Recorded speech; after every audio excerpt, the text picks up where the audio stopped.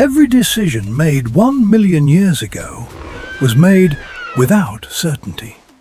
No maps, no written wisdom passed down through generations. No way to know whether the choice being made right now would look correct or catastrophic from the other side of it. There was only the information available in this moment, the body capable of acting on it, and a mind that had learned, through 1 million generations of consequence, to decide fast and live with what followed. When they found the nest, they did not hesitate long. Hesitation in the prehistoric world was itself a form of danger. They looked at the 4 enormous eggs. They felt the warmth coming off the shells. They understood, in the wordless way their kind understood most things, that this mattered. And then they picked them up and left. The decision took moments. The consequences took the rest of the day and all of the night. A river crossed before was not a river crossed carrying eggs the size of large stones. A plane walked before was not a plane with the sky full of 6-meter wings banking toward you in the afternoon light. A cave slept in before was not a cave with 5 large predators settled outside the entrance at dusk, patient in the way that only genuine hunger makes a creature patient. Every familiar thing became unfamiliar when carrying something that could not be replaced. This is a truth that has not changed in 1 million years. What is remarkable is not that they lost eggs along the way. What is remarkable is that they held on to any at all.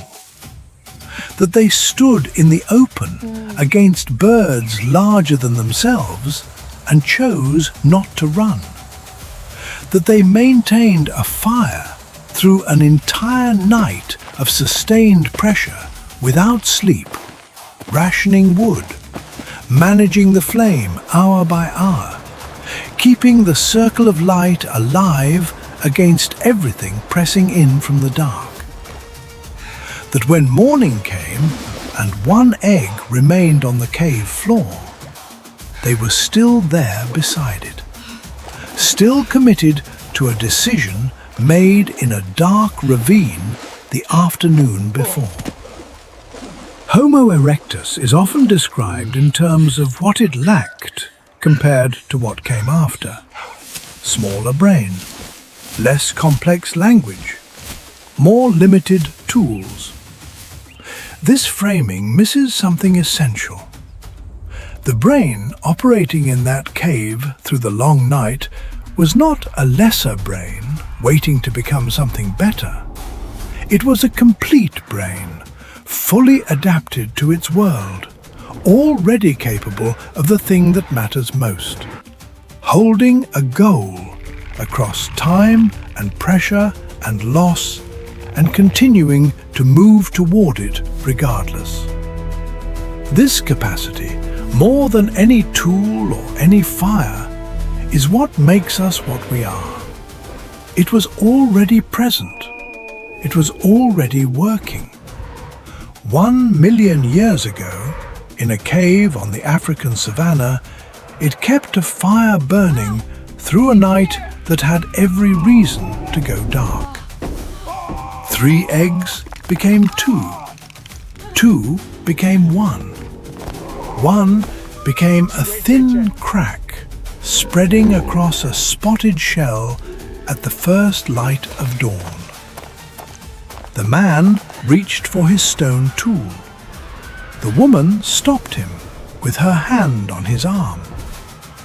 This moment, a decision made without language between 2 people who had carried the same weight across the same distance, is as close as we can get to understanding what was already present in the human mind 1 million years ago. The capacity to read a situation and change course mid-action. To look at something unexpected and respond to what it actually is rather than what you prepared for. To put the tool down when the tool is the wrong answer. What emerged from that shell was small and wet and unsteady on legs that had never supported weight before. It looked up at them with large dark eyes that held no fear, because it had not yet lived long enough to learn what fear was for. They had no name for it, no category that applied, no prior experience that told them what to do next. And yet, neither of them moved away. The same neural structures that cause humans today to respond involuntarily to the sounds of infants were already present and functional in the Homo erectus brain. They stayed because their nervous systems told their bodies to stay before the question had time to form. They had carried it across the world. In whatever way effort creates ownership, the deep bodily knowledge that something cost you, the egg had become theirs during the carrying. The river made it theirs. The open plain made it theirs. The long night made it entirely and completely theirs. The sound it made when it cried that morning was not loud, but the cave carried it outward, and the morning air took it across the savanna, towards something that had been moving through the night without stopping, following the only signal that mattered, across whatever distance lay between it and that sound. 1 million years ago, decisions had consequences that could not always be seen from the moment of choosing.